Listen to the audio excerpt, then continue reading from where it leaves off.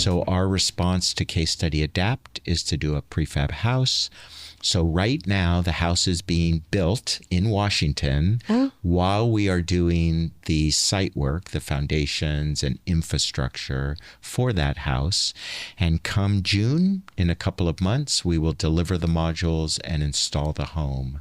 And so we are returning to our prefab That's interesting. interests. You have a head start on it because you already did it before. We did it. We did it before. So I like that. We learned our lessons the hard way.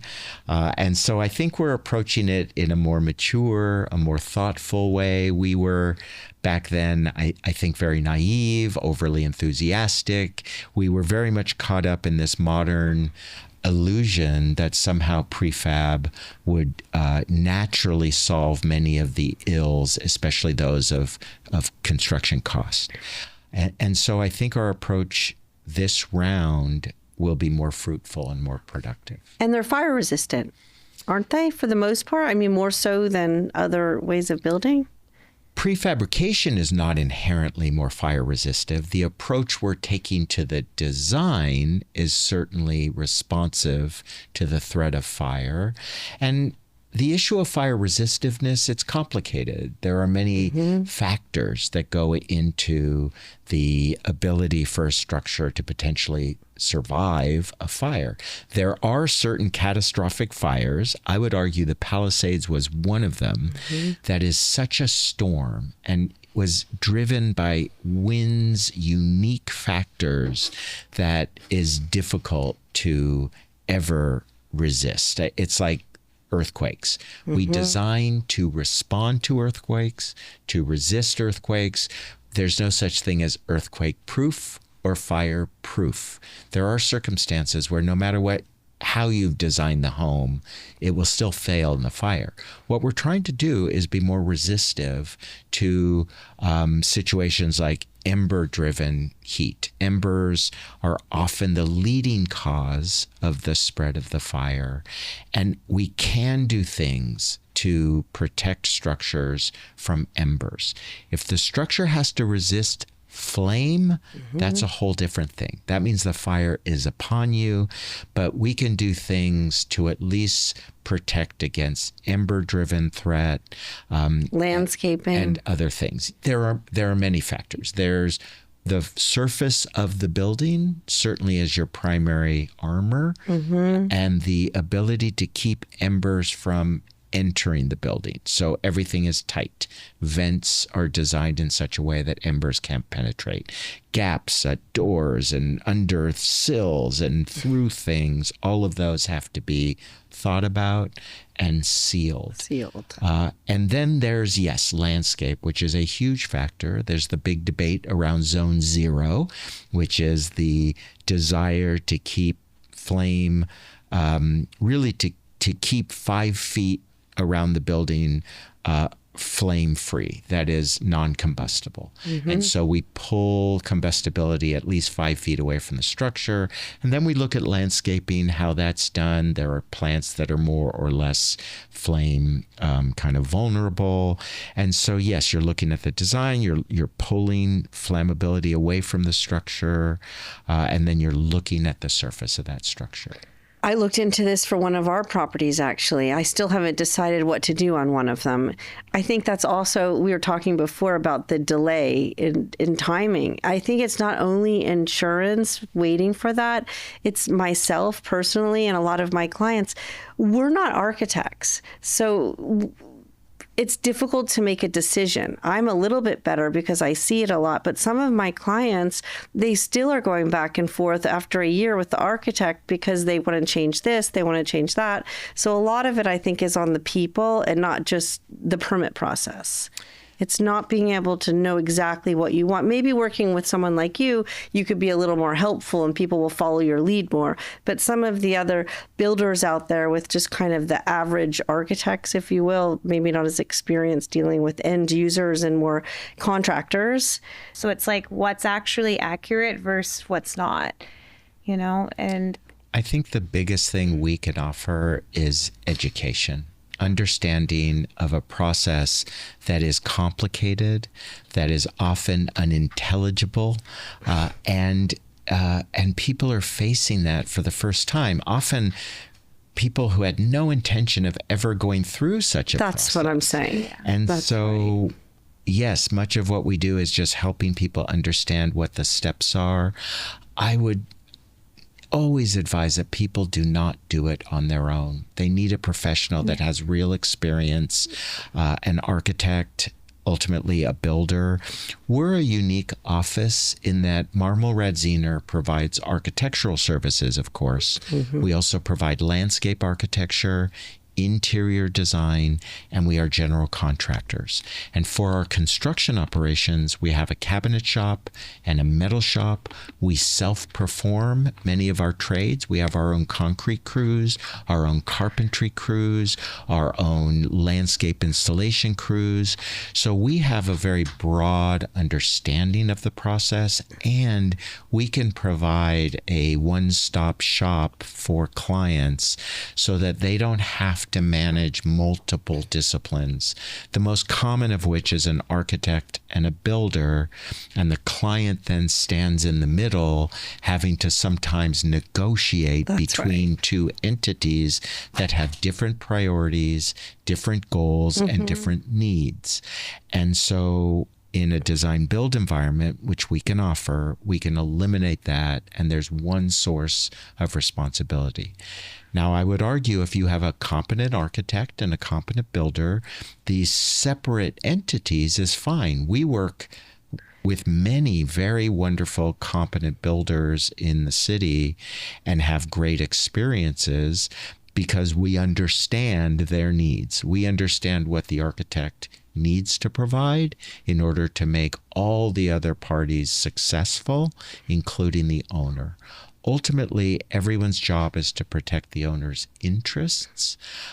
But when the owner is uncertain, doesn't understand the process, it can be difficult to help an owner stay calm and guide them through that complex process. When I went to your office, I was shocked. I'd been there one time years ago and I had forgotten. It's a giant hangar. You must have, how many people work there? I was just impressed. We have a lot of staff because how many staff do you have? Well, if like you 100, 200? If you add it all up, it's a bit under 200 people. Yeah, 200 people. But that's all the different disciplines. That's On the right. design side, architecture, interior design, and landscape, they're probably about 70-ish number. It was amazing. people. I've never been into a site like that. It was wonderful. so inspiring. And you have that beautiful conference room and people can just walk in and see everyone at work and all the different sections. And I would feel completely comfortable going into the showroom, sitting down and knowing that you're just going to end up with a beautiful result. Well, And I that's think certainly that's- the big goal is a beautiful result. But to get there, we want to make sure our clients feel cared for and That's right. protected. Our job is to guide them through this process and help them understand and make informed choices. Ultimately, when we're working on homes, it is their home. It's not our home. So our job is to help them understand their choices. Certainly, I hope they come to us because they're interested in the work we've done and the aesthetic that we really believe in. But we've done homes that are very different than a modern aesthetic. Left unto ourselves, yes, it's a very modern, warm home that's connected to the landscape, very much integral to the experience of living. And I think the way we think about this is that home should be a sanctuary. The world is chaotic enough. We agree. It's hard enough. That's what we say in our house that we're telling you about. And it is hard enough. The home, let's get that on sweatshirts and t-shirts and coffee mugs. I agree. Yeah, we really believe in that. We work toward that. And so for us, that means the home flows comfortably. It works well for your particular lifestyle. Yeah. It has the amenities that you need, but it also connects then to the exterior, connects to nature. We all want to feel connected. If there's anything in our lives that's lacking, is a sense of connection to the the kind of greater universe and world outside our buildings. That's why we like love your work, because it's not just, you look at everything around and you take, there's the physical house, and then there's maybe mountains, and then there's view, and you adapt around that to create the home. And for me, like that's, I don't know, that's everything. When I look at a house and it has that, it's my first notice is, did they use what, did they work around what they actually had, or did they just build something that, just to build, just for square footage, just for whatever reason, instead of, wow, you notice the difference. And look at the light here, Yes. Then we're looking at these fundamental design issues like proportion and scale, and then materials and color and tone. And you're just starting to blend these elements in such a way that will ultimately sustain you and your family and all the connections you want to make. Yeah. I think especially in the world of technology and social media, where we've become more and more kind of separated from ourselves and each other. Nature. That's where we are now in Malibu. I showed you the house. We're renting this beautiful mid-century house with windows from floor to ceiling. There's not even space for art because the mountains and the yard, it is. I'll say I would rather live in that house than a $20 million house that is, I've seen, there's certain houses I've seen that are like 20 million, and I'm like, I'd rather live in this house. And it's a fraction, just based off the fact of what I'm looking at, which is the mountains, and then you walk to the beach, and it just has that, it's in nature. Yeah, and a lot of houses, scale is such a problem. They feel more commercial, more like a hotel experience, and that's often more about just ego and kind of statement, where really fundamentally what you need is much more simple, and the scale can be much more modest, and then we can maximize the use of the garden. That's what I like. We want to build the smallest house possible that will still fulfill your needs, yes, but protect the garden as much as possible so we can have really comfortable, wonderful outdoor living. I can't wait to call you to build my home one day. I look forward to that. Speaking, okay, we're going to have our last question. I got the 5-minute mark. Wow. I know, it went so fast. So quick. 2 minutes, it felt like. Well, I want to just mention, when we first met, do you remember where it was? No. It was at the Neutra house that I was selling, the Sam Simon estate. That's right. And it was the first house. Neutra, that I had ever really experienced. Yeah. And that's what changed my opinion and love and appreciation for this type of architecture. There it is. And that's circling back to where we began with the case study program. That's a case study home designed for the Bailey family by Richard Neutra. And when you look at that home, it is modest. It is completely connected to the garden. Yes. The materials are simple and straightforward. It's elegant. It's beautiful. It gives you everything you need without being ostentatious. That's right.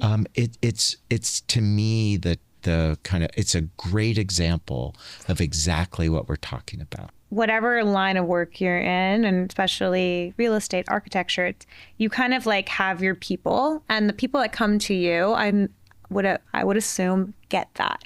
They want that, they feel like quality over quantity, and they want those, that speaks to them. And, people that work with us, we speak to them in other ways. And there's somebody for everybody, is what I'm getting at. I think that's true. Certainly the clients that come to us, I think all of that resonates for them. But I will also say that's in the people we work with our staff.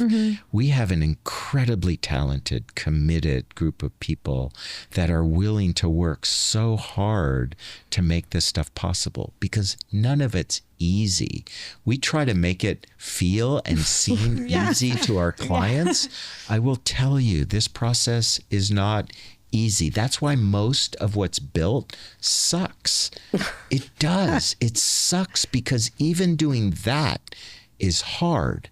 So to do something above average, people are sacrificing for that. And then every now and then, something on the landscape magically happens where you get a building or a landscape design that elevates itself and everyone notices.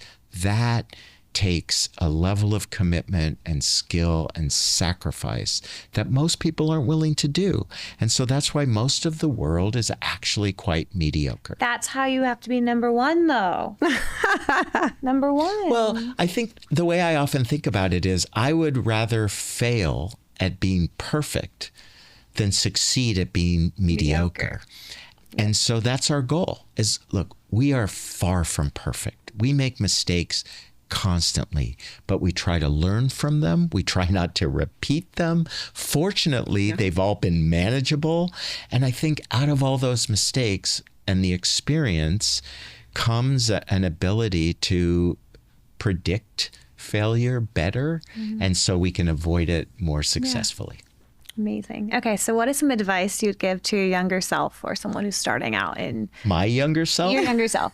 What's some advice? Oh my goodness, my younger Or someone starting out. Or someone if you need to starting vision out. it, whichever way you need to vision it. I think you have to be willing to make mistakes. Don't be afraid of mistakes. It's how we grow. We don't get better through success. We get better by failing. So don't be afraid of your failures.